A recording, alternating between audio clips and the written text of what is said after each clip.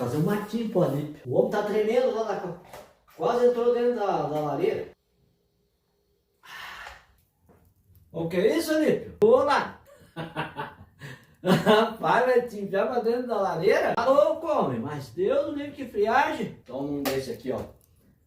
Chimarrãozinho com a erva mate Lago Verde. Aí tu vai ver o que é esquentar o pelo. Será? Me dá uma cuia. Toma aí pra te esquentar essa tremedeira brava aí.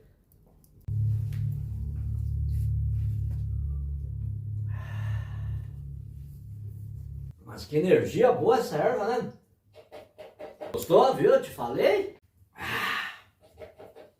Rapaz, mas esquentou? Ah, tá louco? Calorão! Essa dá boa! Erva top! E para você que não conhece a Lago Verde, além de ter várias qualidades de erva mate, também tem chá, ó. Chazinho, vários sabores de chá. Lago Verde. Não passe frio. Não faça que nem o Alípio que vai entrar para dentro da lareira. Toma um mate amargo aí com a erva mate Lago Verde, a melhor do sul do país.